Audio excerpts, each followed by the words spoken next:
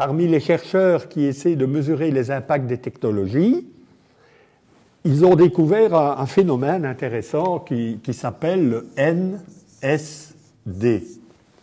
No, pas significant difference, pas de différence significative. On a essayé vous avez un ensemble d'étudiants, on fait deux groupes. Un groupe, c'est méthode traditionnelle, les gens me disent qu'est-ce que ça veut dire, je dis vous le savez très bien, méthode traditionnelle, méthode active avec des vidéos, des projets, etc., des CD-ROM, des sites web, enfin, que sais-je. Et on essaie de regarder si un groupe progresse mieux que l'autre. Ces recherches conduisent très souvent à NSD. Pas de différence significative entre les deux groupes. Et évidemment, ça a créé le désespoir des technopédagogues et d'autre part, les personnes qui étaient, comment dire, rebelles aux technologies, nouvelles méthodes, disaient « vous voyez, ça ne sert à rien du tout ». Alors moi, j'ai une autre lecture.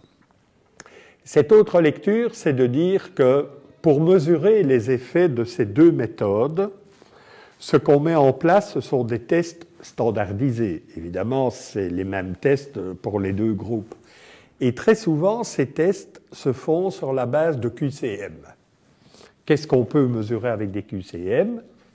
Le savoir et parfois un tout petit peu d'éléments de savoir-faire. Okay. Pas beaucoup plus. Que dit alors la recherche?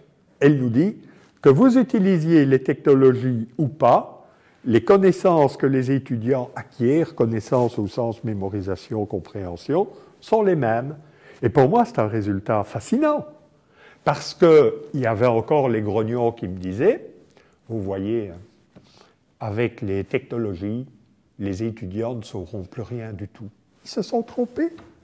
Que vous utilisiez des méthodes actives, des technologies et de l'autre côté de l'enseignement traditionnel, les connaissances telles que mesurées par des tests standardisés sont aussi bons. Alors vous allez me dire, oui, mais ça ne sert à rien. Mais si, je vous ai dit que dans les méthodes pédagogiques, on ne poursuivait pas seulement l'acquisition des savoirs, mais des compétences dites de haut niveau, collaboration, travail d'équipe, etc.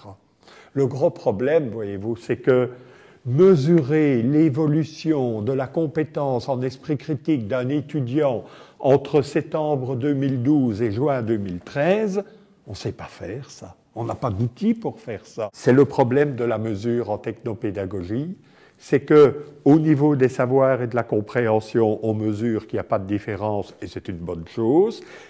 Et on dit probablement que les technologies apportent des valeurs ajoutées par l'exercice de compétences, mais malheureusement, c'est très difficilement mesurable. La grande quête pour moi, pour les technopédagogues, comme on dit, c'est d'arriver à trouver des indicateurs de développement de compétences sur des périodes plus longues. On ne peut pas faire ça sur 6 mois. On ne développe pas une compétence en travaillant en équipe en 6 mois. Dans une entreprise, on sait bien qu'il faut 2-3 ans pour que le nouvel employé soit capable de rentrer dans les projets de l'entreprise, etc. C'est d'arriver à mesurer les valeurs ajoutées des technologies là où elles se trouvent.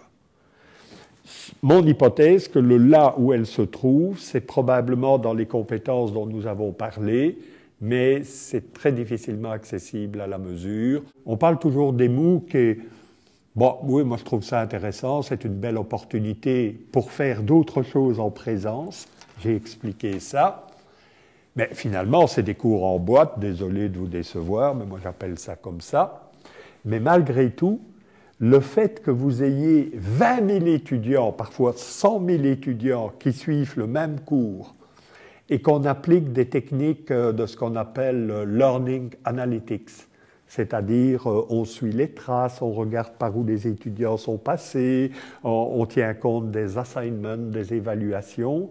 Vous vous rendez compte, en recherche, en éducation, à l'heure actuelle, les recherches, c'est parfois 10, 15, 20 étudiants, c'est parfois 100, c'est parfois 200, 300.